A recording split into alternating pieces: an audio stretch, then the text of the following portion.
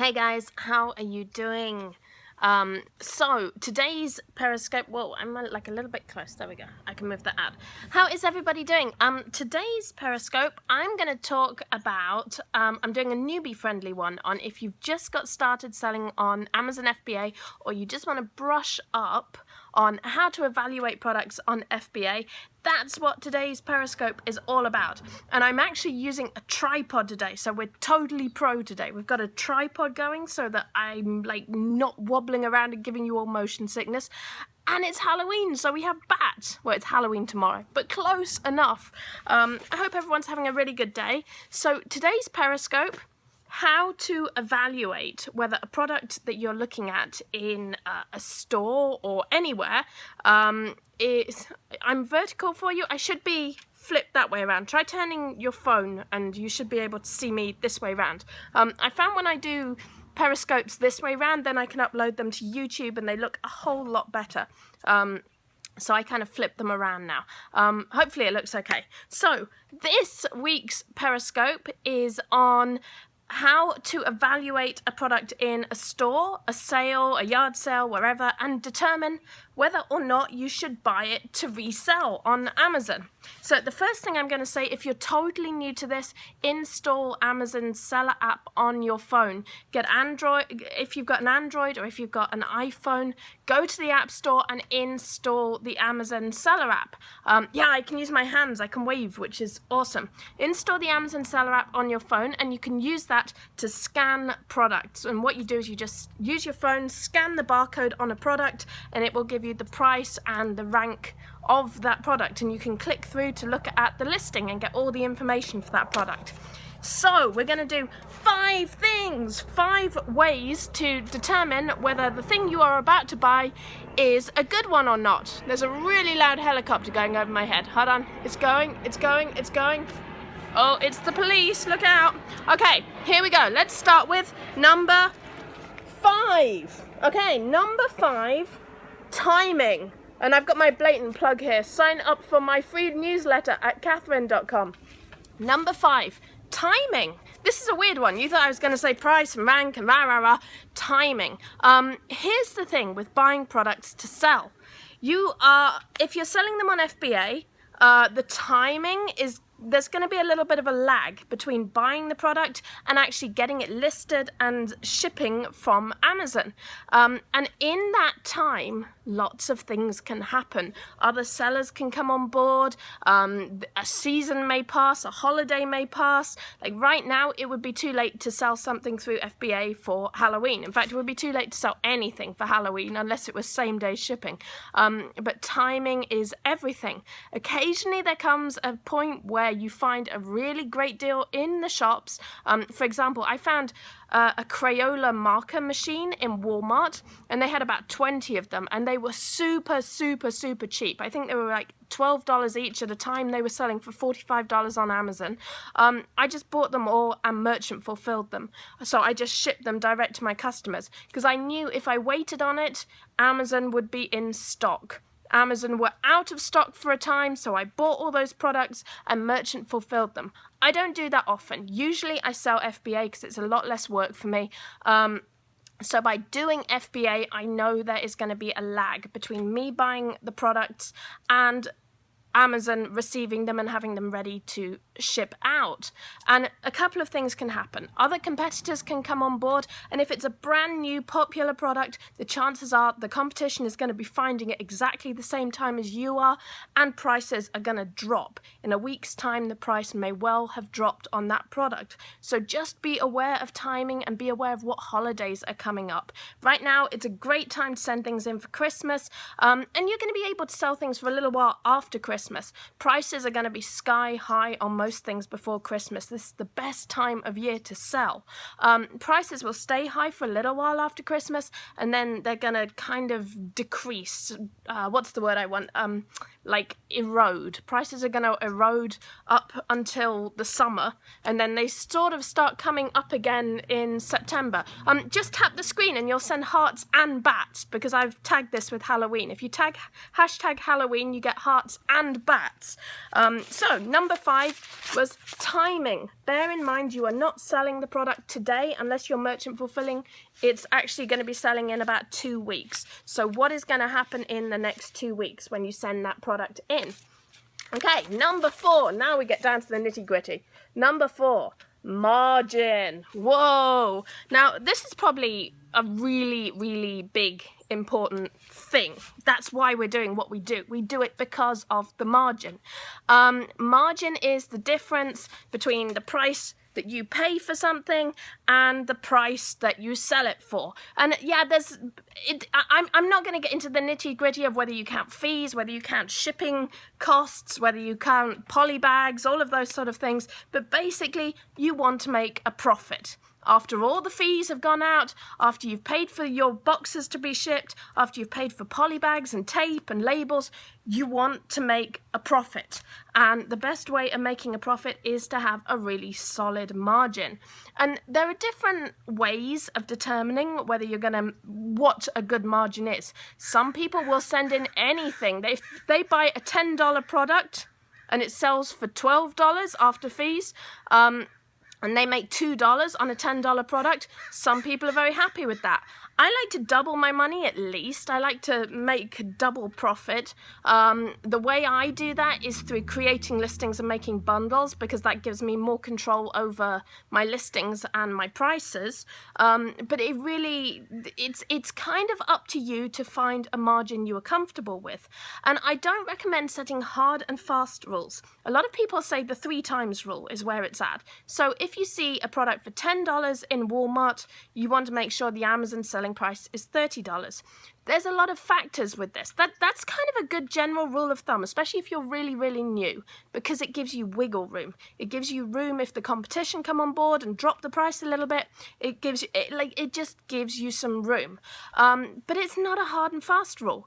If you have a best-selling product that's going to sell thousands a day, then you might want to take a smaller margin. If your product is a very long-tail product, like if you have a book, I wouldn't spend $10 on a book that has a 5 million rank, because it's going to take a really, really, really long time for that to sell, and I'd want a quick return. So it's kind of a balancing act. You're looking at your margin, but you're also going to balance that against rank and sales history, which is number 3. Rank and sales history. Now, I do not recommend looking at rank alone, and I talked about this a lot. When you scan a product with your Amazon seller app, you're going to see the price, you're going to see the rank of that product. Now, rank varies. Rank is basically like a top. You know, like when you watch the charts, I don't know, in England we have Top of the Pops. It tells you what the top 40 songs are this week.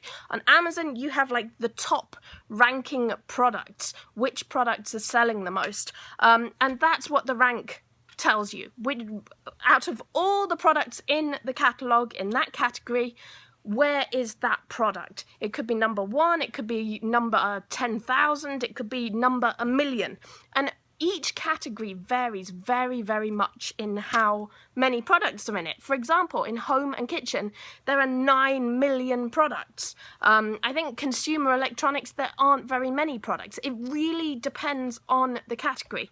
And I see a lot of... There's a lot of shortcuts to rank. People put a lot of shortcuts out there about rank. They say, well, you want to make sure you're selling in the top 5% of rank. And I should say here, rank is also sometimes called BSR. You might see it referred to as BSR, which is bestseller rank. A lot of people use charts. They say, well, I've got this chart that shows that there's 9 million products in home and kitchen, so I want to stay within the top 5% of those 9 million. You know, percentages are meaningless. The top 5% is meaningless. You still don't know how quickly that's going to sell. It depends from category to category. 8.9 million of those products might be complete junk. They're not all selling equally. So I think that selling in the top 5%, the top 10% is completely meaningless. It's a rule of thumb, and I'm sure it's very nice to keep that in your head, but ultimately it means nothing because you don't know the quality of all those products in the catalogue. Like 8 million of those 9 million products may never ever sell. Personally, I probably would not like to sell a 1 million rank product in home and kitchen. I'm not going to expect that to move very fast. Now, I said rank and sales history, and Katana's has just nailed it. Rank can change by the hour. Rank can change very, very drastically. Try getting a 5 million book. If you have like a book that has a really low rank, like 5 million, 6 million, and then sell it one day, and when it sells, watch what happens to the rank. It can take a huge, huge jump. And this is how rank works. So, okay, let's say your book is at 5 million, it doesn't sell for maybe 6 months. Someone comes along and buys it. The rank is suddenly going to drop to something like 300,000. Don't quote me on this. This is an example. 300,000. Whoa, suddenly, yesterday, that book looked like a book that was not going to sell. It had 5 million on it. Today, that book's got 300,000. Okay, that's cool. That sounds like it sells fairly often. You see the problem? It might never sell again for another 6 months. And then what happens is once it's hit that 300,000, it starts dropping again. It starts dropping day by day by day until it gets back down to wherever it was before, 5 million. Until someone buys it again, and then it takes another jump. And if 2 people buy it sort of close together, it's going to take another jump. And rank can move around very drastically, very quickly. So, and I'm always preaching this, go and look at camel.com. You can put it on your phone, you can have it as a plugin on your browser, but you want to go to camel.com. And that actually gives you the sales history for your product. Cool. So you can actually look at and get a guess. It's not exact. It has some wobbles. It has some slight odd things going on. But generally, you can make a good guess using camel. And by counting those drops and those peaks, you can count how many products that has sold in the last year. You can also get a feel for when it becomes popular. And this goes back to timing. We talked about timing. Some products are going to be super popular before Christmas, and then they're not going to sell much over the whole year. If you have a letter to Santa gift, that's going to sell really, really well in December. You probably sell hundreds a day in December. You're maybe going to sell 1 or 2 if you're lucky in March. It's very much dependent on timing. So use Camel to tell you how that product performed last year, which is great. Katana says ranks during Christmas will look good and maybe not after. And that's one other good point about rank. A rank of 10,000 in December may be selling 100 a day. A rank in the same category in March of 10,000 may only be selling 10 a day. You will be generally selling more products in before Christmas. Okay, Pam says, unfortunately, I don't understand how to read camel. Please, Pam, go to my YouTube channel, Catherine Treasure. It's youtube.com/Catherine Treasure, and look up camel. I have a video on how to read camel. It's like 5 minutes and it could change your life. But please, if you're doing retail arbitrage or you're doing online arbitrage, learn camel. Okay, so we've had number 5 was timing, and timing applies to everything here. Number 4 was margin. Number 3, we had rank and sales history. Number 2, the actual listing and competition. Let's talk about this. This is pretty cool. The actual listing and the competition. So there was an interesting conversation in treasure hunting last week, and that's our Facebook group, facebook.com/group/Catherine Treasure.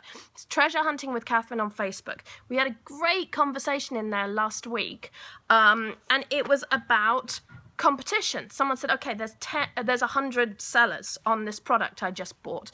Should I sell against them? Is there any point? You can look at 2 things, and I'm going to separate these out actually. Let's talk about competition first, then we'll talk about the listing. Competition, you can be selling against 100 other sellers. You can be selling against Amazon.com. And a lot of people ask, should I compete against Amazon.com?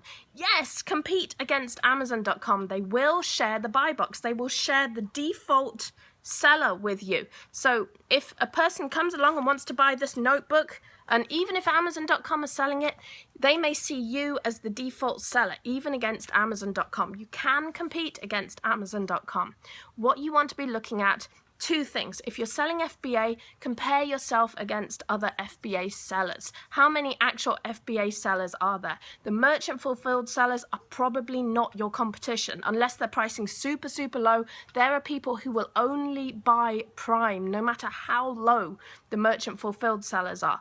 I tested this a while back. I think I did a video on it. I had some peeps, and there was a merchant fulfilled seller selling them over $10 cheaper than me, and I got the sale as an FBA seller just on peeps.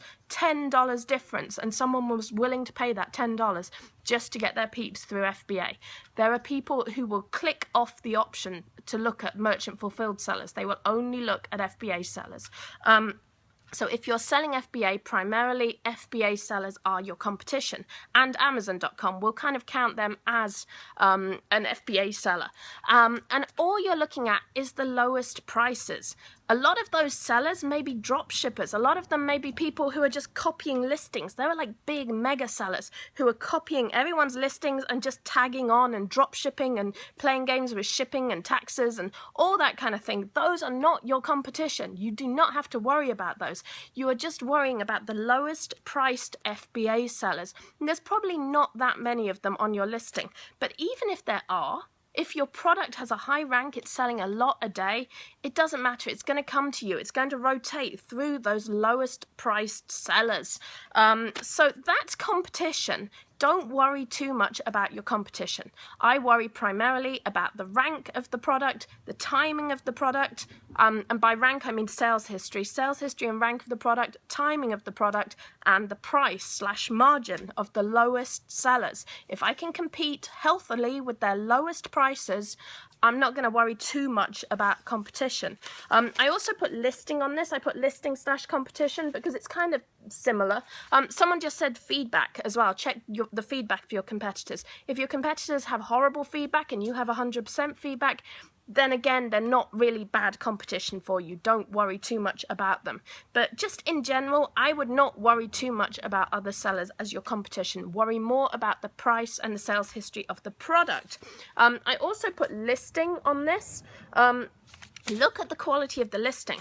Now, someone posted a really interesting one in treasure hunting. They had a Starbucks house. It was a ceramic house. It was a limited edition Department 56 Starbucks house.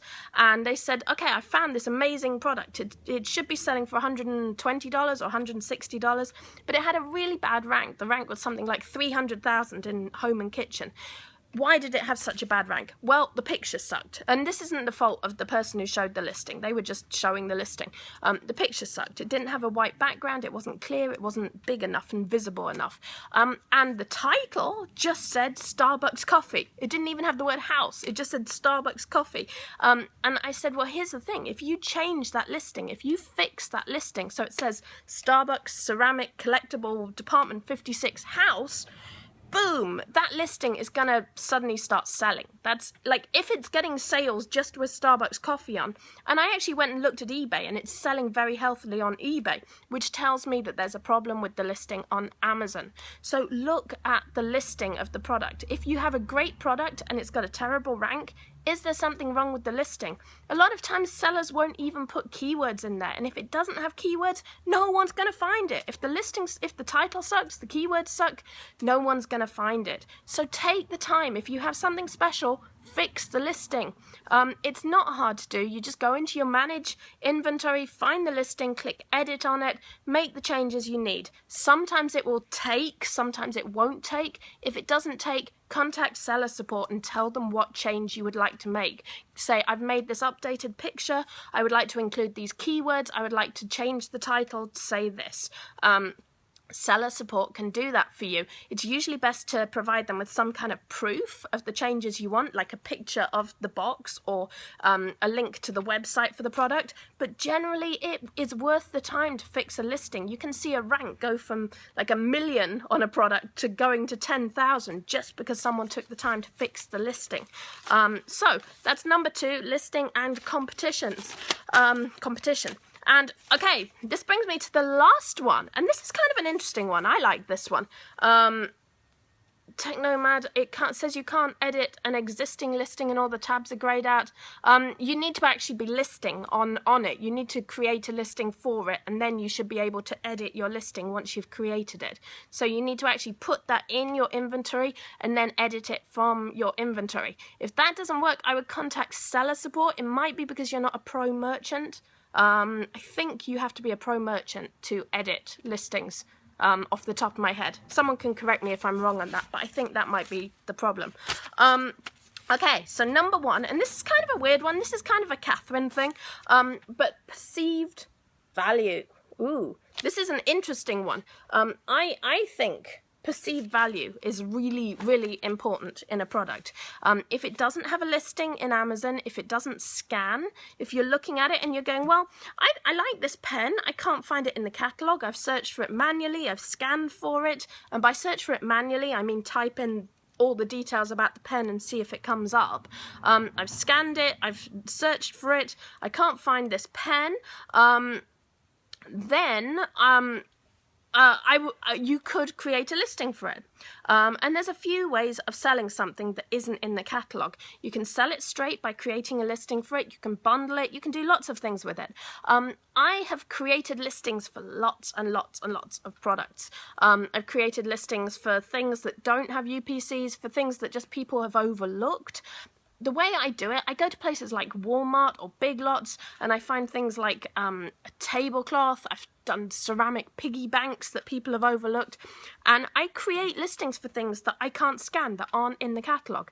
And people freak out sometimes when I tell them that. They say, but how do you know it's going to sell? Like, how do you have any idea that's going to sell if no one's listed it, if it's not in the catalogue?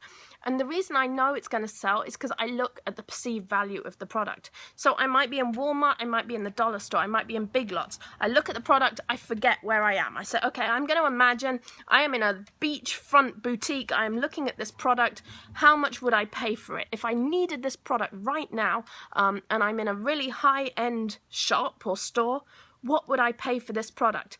That is what your Amazon customer who needs convenience, who's getting free shipping, that's what they're willing to pay for it. And what I tend to find is, like, in Walmart, you can find ceramic piggy banks that are selling for $7.99, and they're gorgeous. They're like a cool ceramic piggy bank. Licensed characters, really nice. Ernie,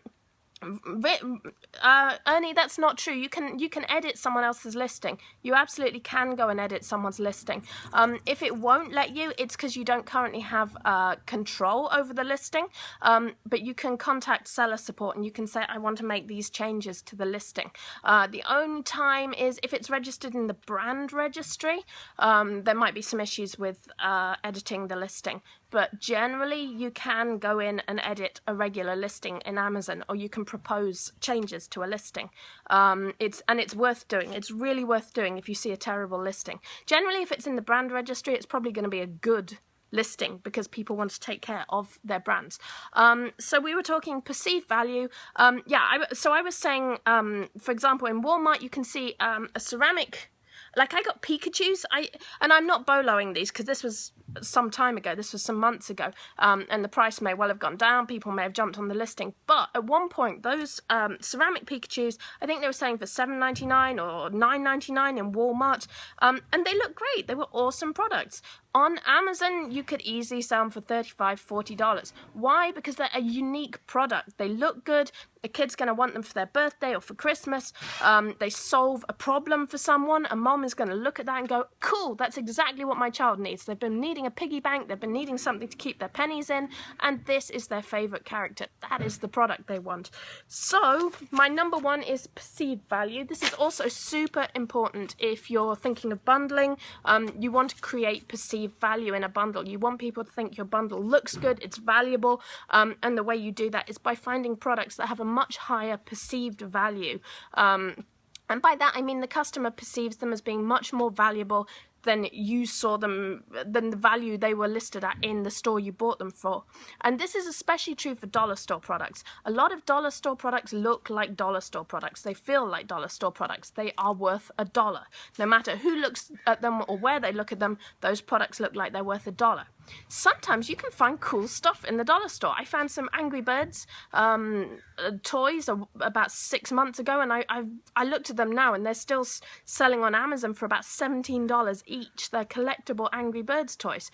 They are worth more than $1, but the dollar store is selling them for $1. So in the dollar store, they're worth $1, but the perceived value to a customer who wants them and is collecting them significantly higher than $1. And that's what you're looking for. That's like the arbitrage opportunity, is finding that difference between what you pay for a product and what the customer wants to pay for the product or is willing to pay for the product. And that is what will make you an awesome marketer and a successful seller on Amazon. Cool. Thank you for the hearts and the bats. Tap the screen and get those bats flying. I super appreciate it. Are you selling retail arbitrage items as new? Many times the packaging is not great, although unused. It depends. If I sell a product as new, I will make sure that product is pristine, clean, brand new looking. You can look at, if you Google Amazon condition guidelines, there's a really good list there of exactly how you should grade your items. I always try to undergrade my items, and I won't sell anything as new if it has any damage at all, if it's not pristine. It should be either very good. Technically, Amazon's guidelines say like new should be in pristine, untouched packaging, but it can be missing the shrink wrap. I have had Amazon reps tell me to list damaged packaging as like new, but if you're going with the guidelines, I would say very good. But never list anything with damaged packaging as new. One reason why is because if you're on a mobile phone, you may not even see the grade condition notes. You may only see the condition itself. You might not even see the condition notes. One thing that people often say with condition is you should use your condition notes to explain how your product fits the condition you are giving it. So if you've listed it as very good, your condition notes should explain why the product is very good. They shouldn't say it's very good except for a damaged, I don't know, widget. I hope that makes sense. Katana says, pristine, always imagine your customer is giving a gift. Yeah, anything on Amazon that's new should be new, pristine, gift quality, no label residue, no sticky bits, no tearing, no nothing. Perfect. The only thing where you might have a little bit of leeway if it's like a terribly practical thing, like a pool filter or something that comes in a very plain box, then your customer's less likely to care. But if it's like a collectible Barbie doll, pristine, absolutely pristine. And I recommend pristine in general because I think it's just better to play by the rules on Amazon. They're very strict at the moment. Suspensions are very common. Just play by the rules, play it safe, and have an awesome Amazon account that will last you many years and make you lots of money. Alright guys, I hope this was a useful Periscope. I've been really enjoying doing these 5 things. If you have any ideas for 5 things, contact me. You can join us in the Facebook group, Catherine Treasure on Facebook. It's called Treasure Hunting with Catherine. There's both a page and a group. I recommend the group. Follow me on YouTube, Catherine Treasure, and sign up for my newsletter at catherine.com. I will send out a newsletter soon. I'm going to be blabbing tonight with Dean J-Ro. He's ink helper on Periscope, and he's invited me to a blab. It's going to be my first blab, so I'm excited about that. We're going to be talking adult coloring books. Cool. Okay, I hope you guys are having a great afternoon. I've had a lovely afternoon. I went to an estate sale this morning. It's been a really, really fun day. You guys are awesome. I love you lots. All right, have a good one. Oh, it's 6 p.m. PST. I'll be blabbing. All right, have a good night, guys. Bye.